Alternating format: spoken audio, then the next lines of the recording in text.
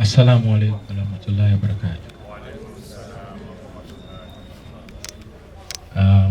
Ebigambo byange bijja kuba bitono kubanga tuli mu mbeera ya kunyolwa olw'okuba nti mbeereddwako mukulu wange, naye nja kwebaza Katonda kubanga ffe bwe tuvudde na we tutuuse, nze kennyini siyinza kikkiriza nti tutudde wano abantu ne batwetooloola okujja okutuziikirako. Nze nnyina okukkiriza nti Mande naye agenza akimanya nti Mukama atusitudde aga wa buyinza, kubanga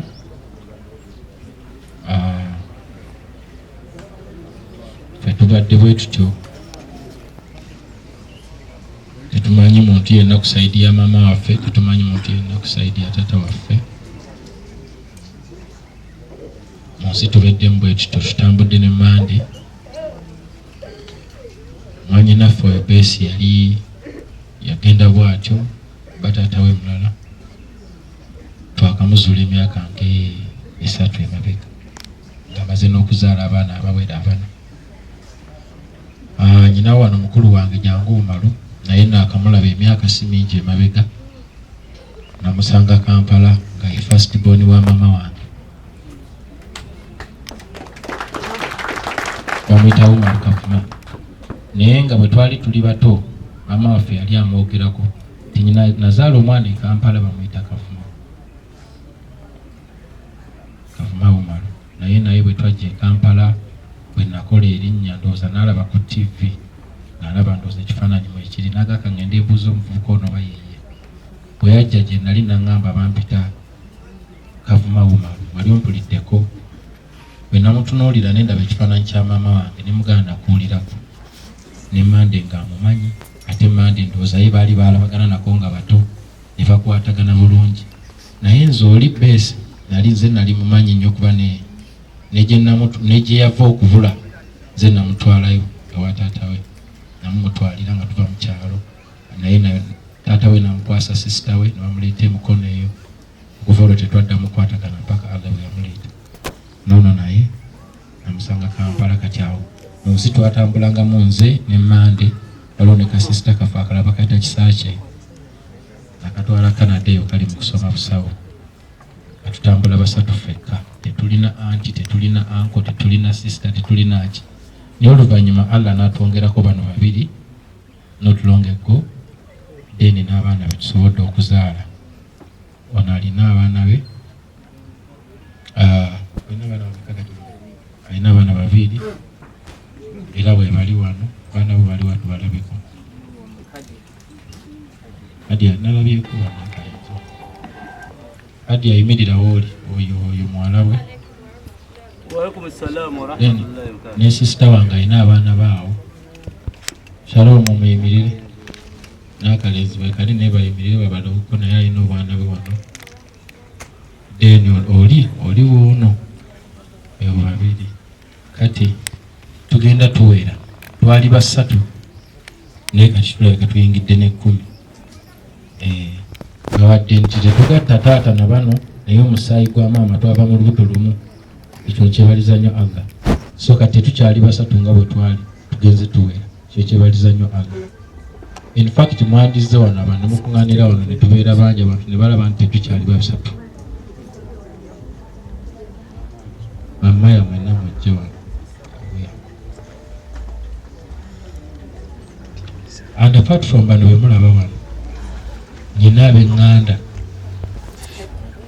abasobodde okuba nga be bantuusiza mu nsi eno. Nyina famire yange ey'Emmengo kuli Hajati, ng'Hajati era ye yantusiramula n'antayirira. Hajati ali luddawa ne famire yo wanditolete ku bantu salaamu Hajati.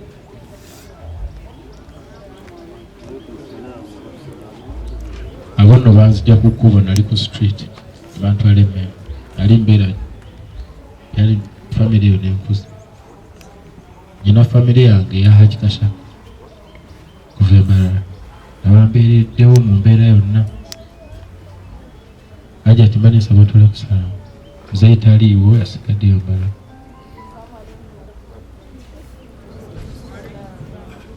Nyina famire yange y'Amasuudi family abo nno bangi, mulimu gwe bankoledde mu bulamu toyinza kusuubira. Kuma lwandize mu ndotola salaamu y'ogweri ku lw'Amasuudi family. Oyo siina poloti wadde ennyumba okutali ssente ze mukukikubireko mwana. Nyina famire yange ya madamu ani ampumuza ani sawa Mavino emitire ku lwa famire yaffe oba anko baliki bantu abo bankwireko mbogalo bambeereddewo nnyo okulaba nti mba omuntu omunywevu. They always tell me ne bangamba don't worry, we got you. So family nene, nyina family ya timu Edikenzo mwenna we muli mukuweko mpogala abantu abali kuba muli bangi. Eyo nga yetwalirawo mu big talent na biki. Nyina timu yange na nyina family yange y'e Masaka yebaziika maama wange Kalule yazze wano bakayiza mugole mwina we muli muyimirira abantu babaleka abavudde Masaka aliwa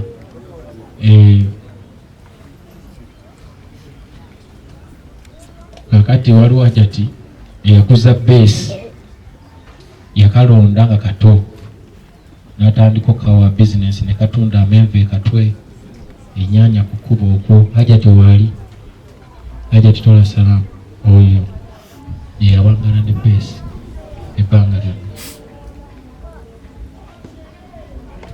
Base omukyalo yalonda base oyo olw'okuba yali muwala nga talina amuyambako yazaala omwana we asooka ku myaka 13.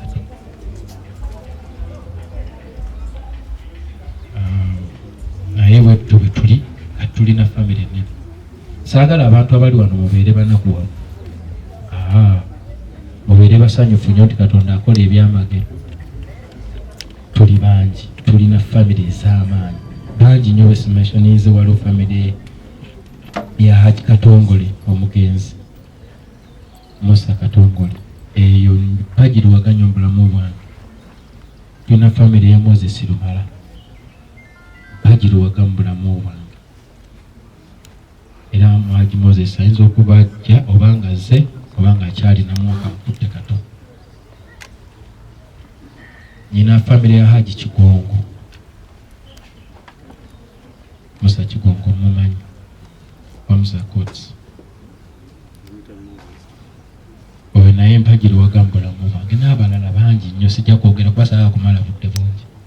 So mukyebalize Mukama nti asobola okukwata omuntu n'akasuka ensigo neyeemeza yokka muyembe ne gupula ne gusuula bigusudde abantu ne balonda ne bagenda ne gubuna agaba buyinza mukubireko mu ngalo.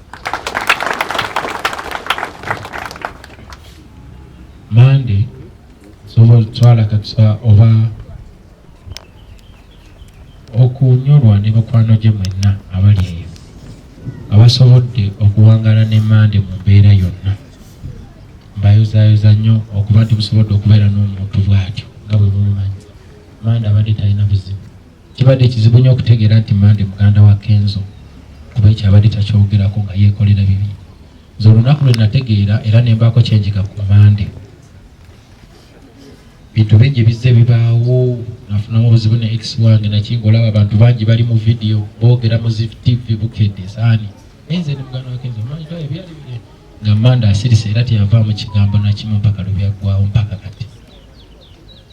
Yaŋŋamba yogera ebigambo bitono, oyo omukyala twamuzaalamu omwana ogwo omukago tegulivaawo mpaka omwana wuuno leero bamulese. So Mande abadde muntu ow'abantu mu ngeri ye, akuumye mikwano gye bangi era bavudde Katwe. Twalwe namuleeta e Kampala yatuukira Katwe badde abeera Makindi naye nga olinaku alina obeera Katwe. Era abadde bize badde yafuna Sinotrack nga gy'avuga naye ngera bw'avaayo ayitako e Katwe era Katwe ye mututte kuba bamubye obukubi ne bamutta. Naye yayagala nnyo Katwe era mikwano gye Katwe we baliwa. So nebaza nnyo Katonda. Nze olunaku lumu lwe nakakasa nti Manda alina humility, ali humble, yali mpangudde BET. Akati batwali kapate.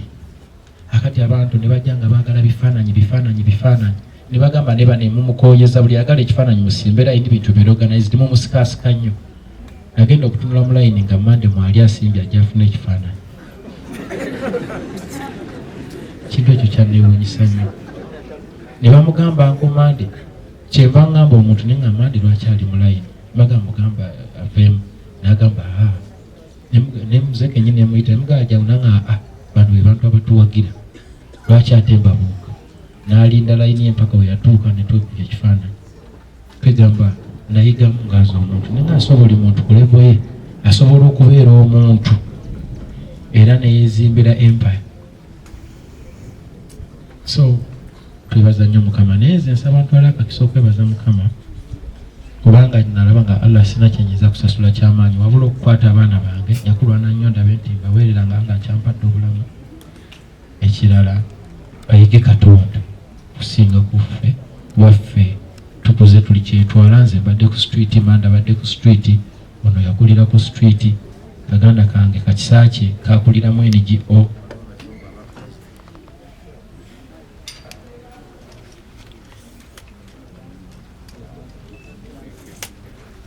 Mukisa mulungi nti nyina eddoboozi ery'omwanguka. Mbadde njagala omwana wange abasomeremu ku Quran kuba nti nagezaako omutwala mu ssomero gy'asobola okuyiga ebigambo omutonzi by'ayinza okusanyukira, naye olw'okuba nti omuzindaalo gugenze tajja kusobola. Naye mbadde njagala abasomeremuko ku Quran akusobola asoma Quran atuula wansi ne bamuwa n'ekitiibwa okusinga Quran nanti omuzindaalo teguliiko asoma eddoboozi nga gwoga mulina ery'omwanguka ejja gifuna Quran sandi agaddala kanenyo mumbejja soma mpola mpola kasa minisita awulira minisita naye ayagala nnyo Quran sanga gyamuyitira mutwale liraga diwaali ekyo tukite nga mpunzika